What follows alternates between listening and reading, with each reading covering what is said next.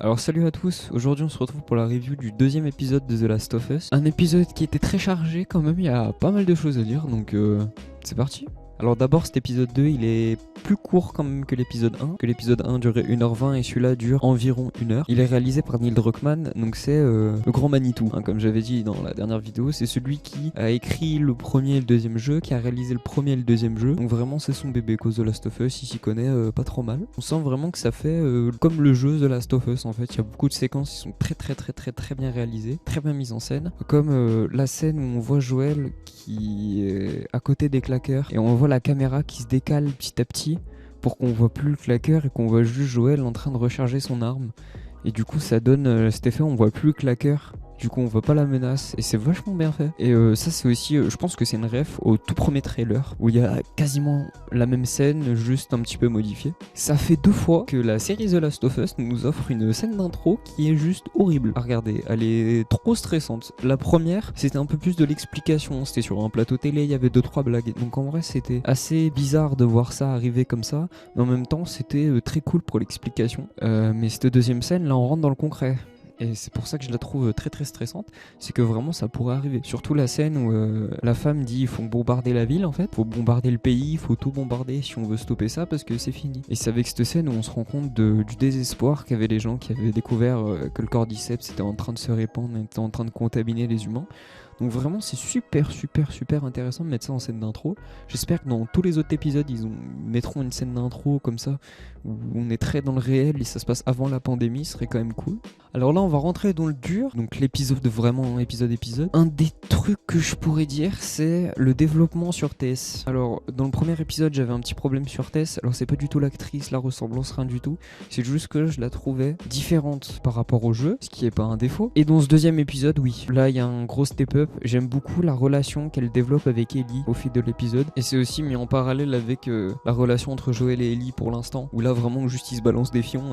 Alors c'est très drôle, hein. Mais vraiment là ils s'aiment pas. En parlant de la relation entre Joël et Ellie, je vais un peu plus développer sur Ellie. J'ai pas du tout de problème avec l'actrice. Vraiment je trouve qu'elle fait vraiment bien son taf. Mais là on voit un développement qui se détache énormément par rapport au jeu. C'est-à-dire que dans le jeu elle était quand même déjà assez mature. Enfin on la sentait un peu plus adolescente justement. Alors que là on dirait vraiment juste une gamine. Je trouve ça assez intéressant parce que je pense que ça donnera une nouvelle évolution à Ellie, un truc qu'on n'a pas vu dans les jeux. Et je pense que là ça va être vraiment intéressant avec cette version d'Ellie qui, on a l'impression, est pas du tout débrouillarde, en fait a besoin des autres. Ça va vraiment être super intéressant. Alors Joël dans cet épisode aussi j'ai trouvé super intéressant parce que la relation qu'il a avec Ellie est vraiment conflictuelle pour l'instant, hein. Vraiment ça se balance des remarques toutes les 2 secondes. Et vraiment sur le fait qu'il n'y ait pas d'affinité, Joël dans cet épisode a vraiment l'air d'être un con, en fait, tout simplement. Dès qu'il apprend que Ellie est affectée depuis plusieurs semaines, à un moment, on voit qu'il essaie, qu'il attire pour un peu l'aider, et après, il s'essuie la main. Après, il arrête pas d'envoyer des remarques comme ça. Alors, il y a une scène où ils s'ouvrent un peu plus, eux deux, où ils discutent un peu plus,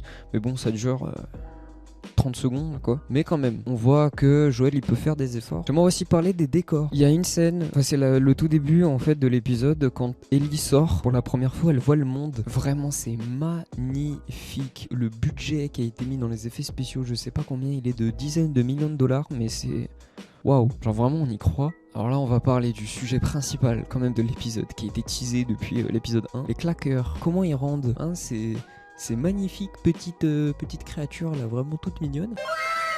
Et ben, je peux vous dire que ça rend bien. Imaginez-vous les claqueurs du jeu.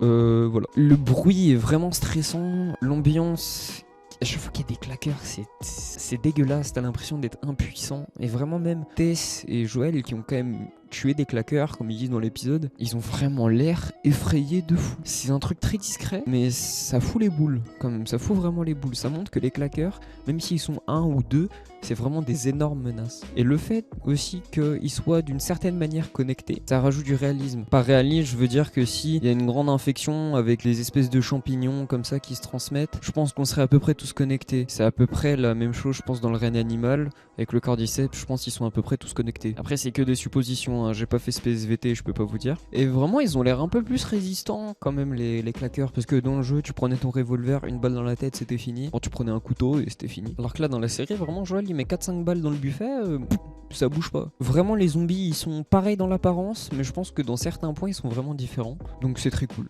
Ça nous fait un peu redécouvrir le monde. Voilà, c'est à peu près tout ce que j'avais à dire sur l'épisode. Alors j'ai pas passé beaucoup de temps sur la réalisation, comment les choses étaient mises en scène, etc. Parce que vraiment, comme l'épisode 1, en fait, c'est une masterclass. C'est-à-dire que on le mentionne parce que maintenant, avec le niveau de qualité des séries HBO, c'est devenu presque un truc secondaire. Ce qui est horrible à dire, hein, parce que des séries aussi bien réalisées, bah, c'est très rare. Mais HBO, c'est tellement un gage de qualité que voilà, juste on le notifie et on passe sur 2-3 trucs. Vraiment un épisode excellent. Le moment pivot de cet épisode, donc la scène de fin, est très proche de ce qu'il y a eu dans le jeu. Très bien retranscrit, très bien fait, très émouvant, voire même plus que dans le jeu. Donc ça, c'est très fort. C'est une excellente adaptation, encore une fois. J'ai très hâte pour l'épisode 3, qui est considéré par beaucoup de médias comme le meilleur épisode de la série et un des meilleurs épisodes de série télévisée de tous les temps. Ça promet. Ça va introduire Bill. C'est un de mes passages préférés du jeu, donc j'ai vraiment extrêmement hâte. Surtout que j'aime beaucoup Bill. Et là, il a l'air d'être très différent. Donc j'ai extrêmement hâte de voir ce qu'il va donner. Et apparemment, il y aura aussi des flashbacks sur le passé de Joel. Donc j'ai très hâte. Voilà, on va se retrouver dans une semaine. Et puis